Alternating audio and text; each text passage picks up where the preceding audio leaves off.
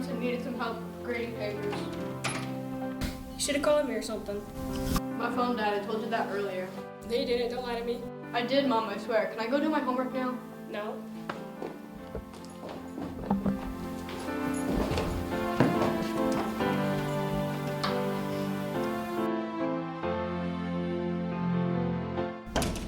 I'm home. Sorry I'm late. Mrs. Robinson needed help with some papers. You should have called me or something. My phone died, Dad. Sorry. I told you that earlier. No, you didn't. Don't lie to me. I did, Dad. I swear. Can I please go do my homework now? Now, Dylan, I'm okay when you're going to do your homework. But you know your mom. You're real lucky she's not home right now. What are you trying to tell me, Dad? You know, Dylan, it would be a real shame if your mom found out that you came home late. But if you do a little thing for me, I won't tell her.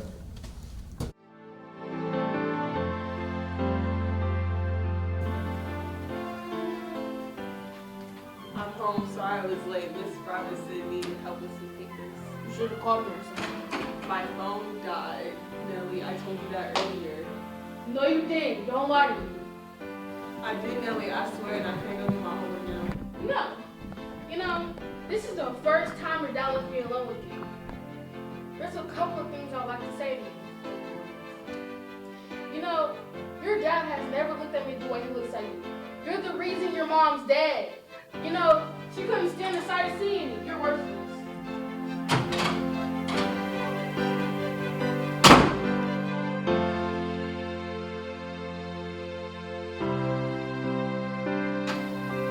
I'm sorry I'm late. Miss Robinson needs help with some papers.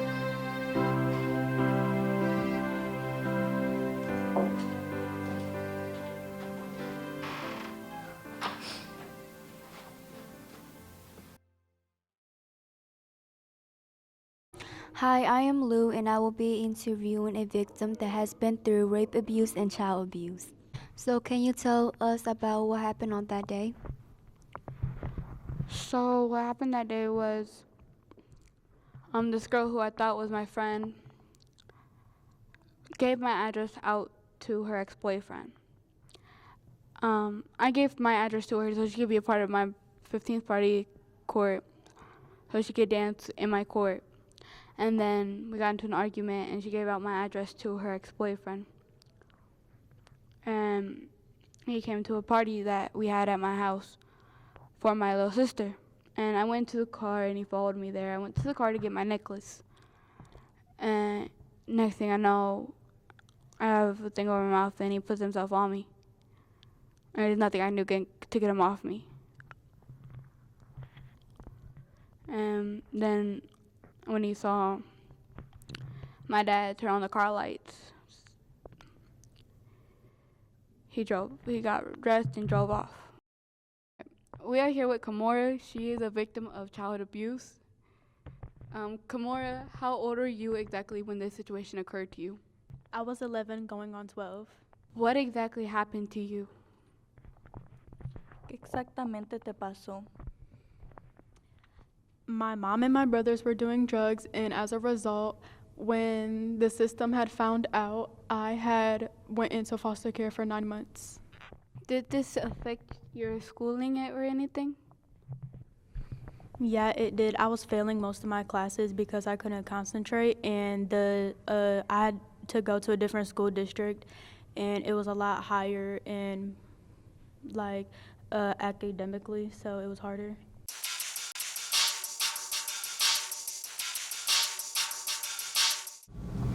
How do you feel about child abuse? I feel child abuse is never okay. It's always wrong, and I feel that it needs to always be reported as soon as someone is aware of it. What do you think the outcome of child abuse is? Oftentimes, I think the outcome initially is very, very negative because people sometimes blame themselves. They think that they did something to deserve the abuse. So the outcome can turn out okay. People do not have to have that as their identity their entire life, but it definitely affects who they are moving forward from the time that they are victims of this abuse. Why do you think adults abuse children?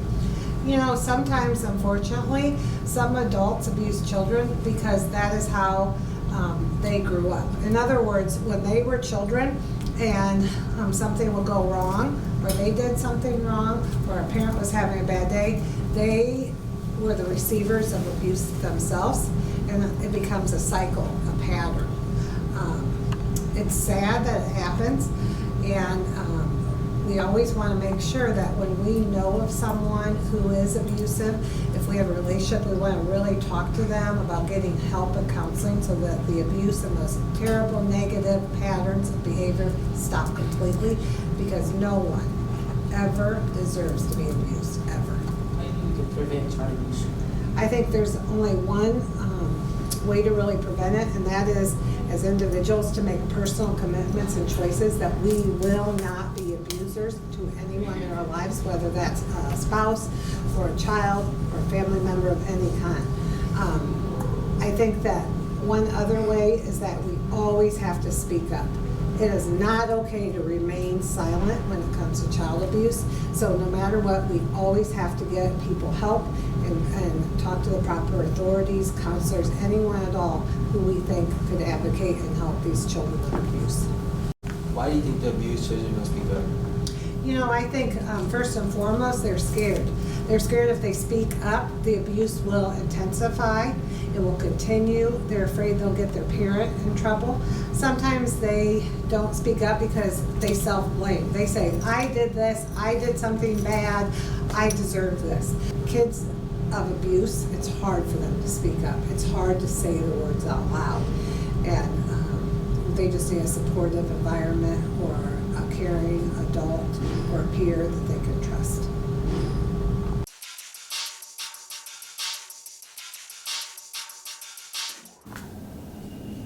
Boy, what are you doing? Oh, nothing yet. Oh, why? Because I can. Man, I wish I didn't have a dad who abuses me every day. What was that, boy? Huh? Huh? What'd you say? Huh? What'd you say? Huh? Huh? What was that? Oh. That's what you get, boy. But why?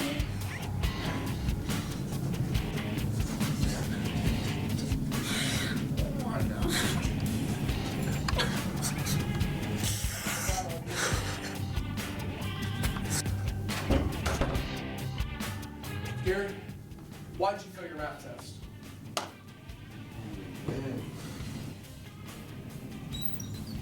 Stay here until I get back.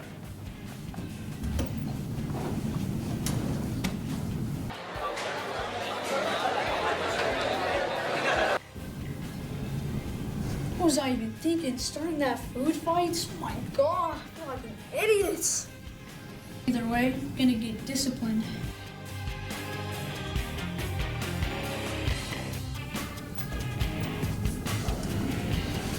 Well, what did you do? You know what you did. You're grounded for 3 days. No.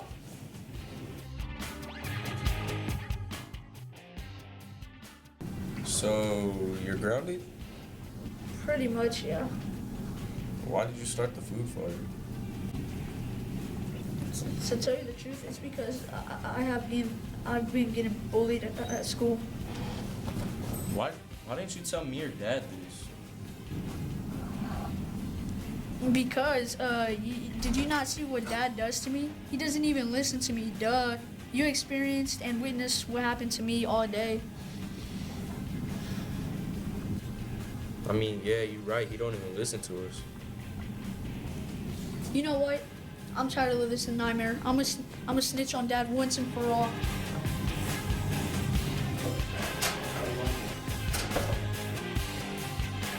Oh my god, there's Officer Randy. Wait, there's Officer Pooh. Whoa. Hey, what's your problem, kiddo? Wait, aren't you the one that started that food fight? Okay, I get it. I did something bad. But I was bullied by them. Well, you should have just man up and took it. Well, my dad keeps abusing me. Well, let's talk about this at my desk.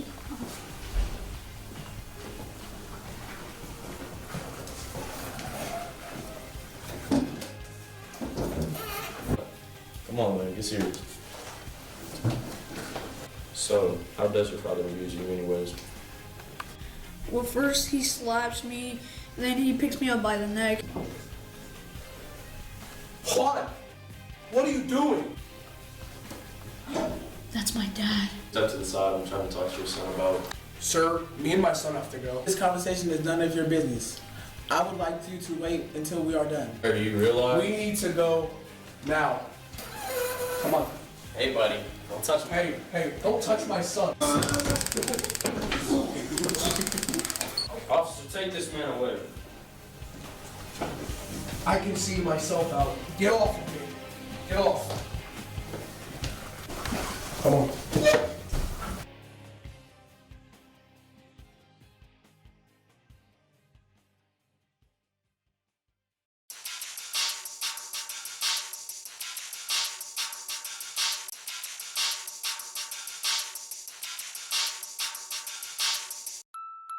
My name is Lucy. You can tell me all your secrets. My best friend is Lindsay. When she is naughty, her daddy slaps her and kicks her and hits her and hits her and hits her and hits her and hits her.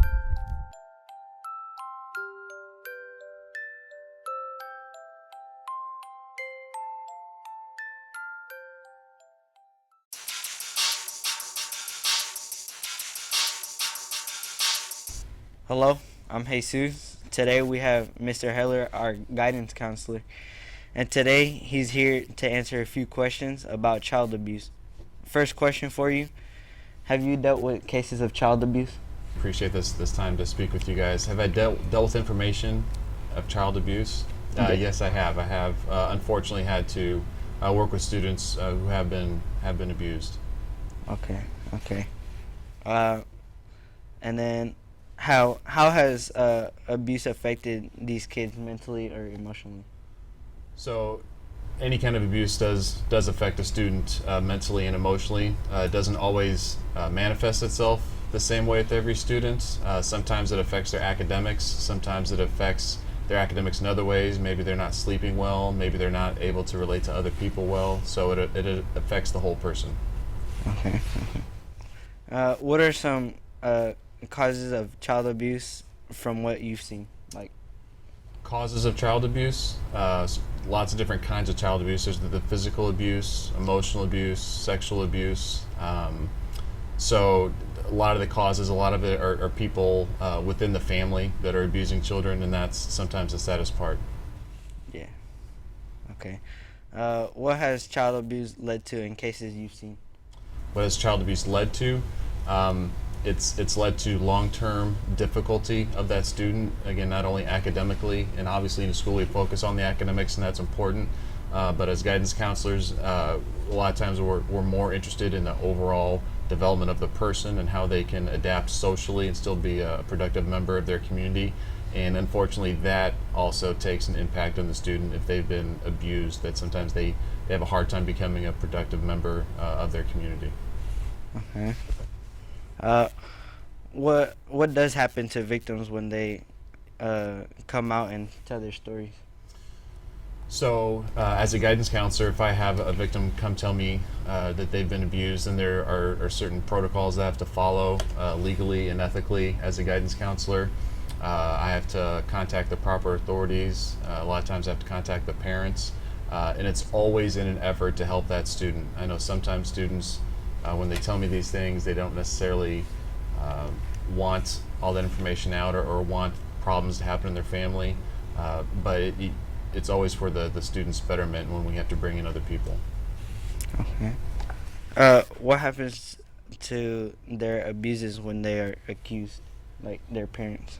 Or Right. Well, again, it's not always their parents, but the person that does abuse a child and then the report is made.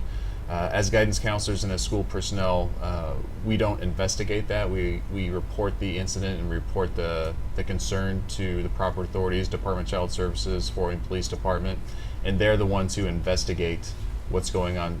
Oftentimes, we as counselors and school personnel don't know the outcomes of these investigations, but again, that's not our role, and our role is just to hear the student out, be a resource for that student, pass on the information to the proper authorities, and they handle the investigation.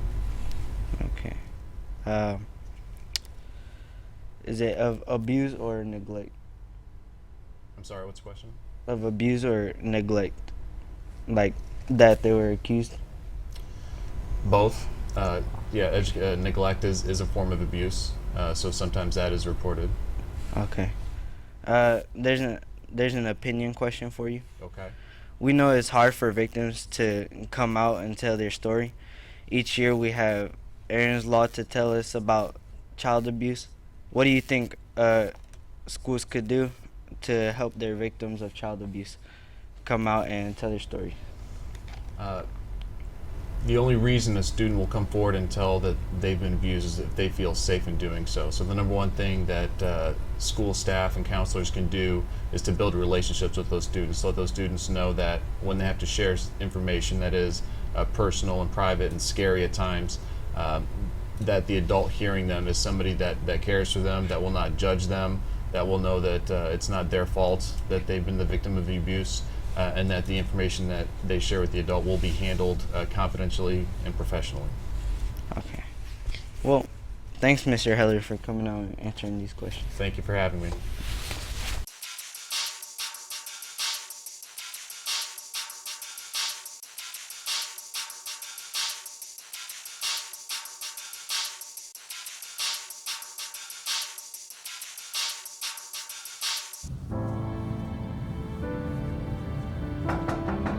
Come in.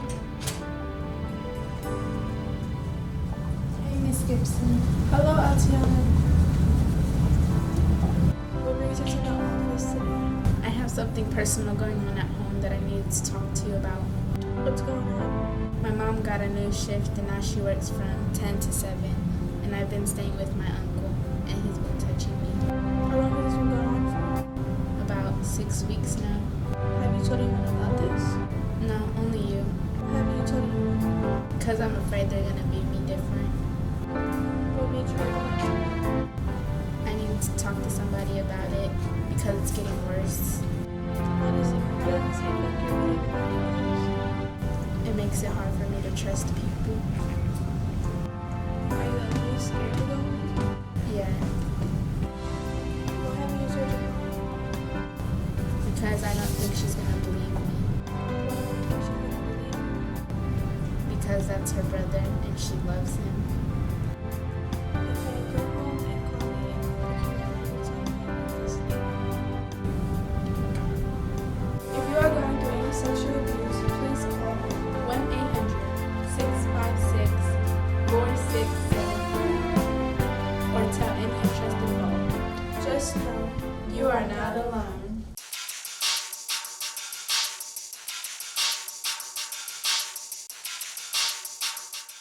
Hi guys, my name is Katera and I am doing an interview about sexual abuse, and today I have here with me Beyonce? Trinila. and yeah, let's get into this interview. If you was to see the person, what would you say to them? I asked them why, like what was the reason for it? I would say nothing. What was going through your mind while it was happening? I was young, so nothing really. I knew it was wrong, but I didn't know for sure because it was my grandfather. Yeah. I honestly don't know. Like I just kind of blanked out. Like it happened. Like I woke up to it, so you know, it was a shock. What was the relationship between you and the person? Me and him was cousins. Like we was really close. Like we used to like match outfits for Halloween and stuff. It was my grandfather. My dad's dad. Yeah. How long did you wait to tell someone? 2 or 3 years. A couple weeks. How long was this going on for? It was going on. Like it started off. It was a lot of things that happened before like it really happened. Like little things happened before it happened.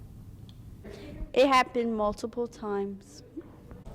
Okay, those last couple of questions was too hard for Trinella, so she had to leave. And so now I have here with me Erin. Who was the first person that you guys told? I told my best friend first, right after I married. I told a close friend. Do you still see the person to this day? No, but I still see my best friend that I told. No, he's in Texas and I live here. How old was you when it happened? I was 9 going into 10 and he was about 15, 16. I was 12 and he was about 16, 17. Do you still have visions about it? And if you do, how does it make you feel? It's more like just when somebody brings up them and talks about them, and it's kind of just like I feel angry, but at the same time, it's just like I blow it off. Mine is like I just have like I randomly have episodes about it and like I feel really emotional, but it's mostly just angry. Like I'm mad. How did you cope with it then, and how do you cope with it now? When it first happened, like I turned to like cutting myself, but in places where my family couldn't see because I didn't want to see that I was actually hurt. But now I look to like who I believe in, like God and stuff like that. That's how I cope with it. I used to cry about it a lot, but now I block them out of my life and I just spend more time with my family. This is the end of our interview, and I want to thank Erin and Yate and Trinella for being on the interview.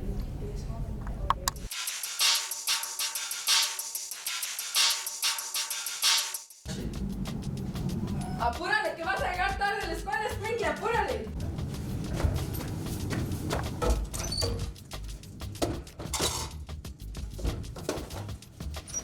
Tyler? Yeah? I can't find my liquor. What you do with my tequila?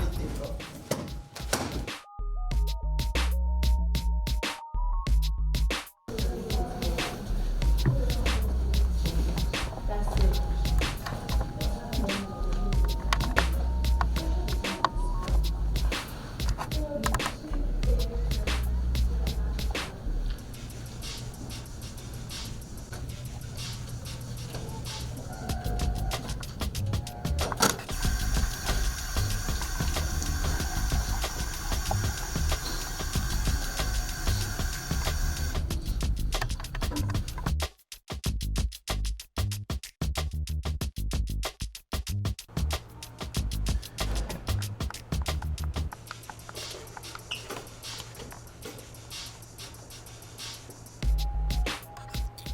Hey Tyler, how you been? Oh, yeah. I've been good. How about you? Everything's good? Yeah. What happened to your arm? Oh, that. Well, I tripped on a rock earlier when I was walking to school. But yeah, everything's fine. Yeah. Hey Palmer. Hey, is everything okay? With me, yeah, everything is good, but Tyler has me a little worried. Why? It seemed perfectly fine. No, everything is not fine. Look at his arm. He has bruises on it. Everywhere. Oh my gosh, should we tell him about what if he's getting bullied or something even worse? I mean, we should, but he told me he just tripped a foul. I believe him, but I'm just worried about him. I don't know, but I just have this feeling. She says so. I'm tired of life. Nobody even loves me.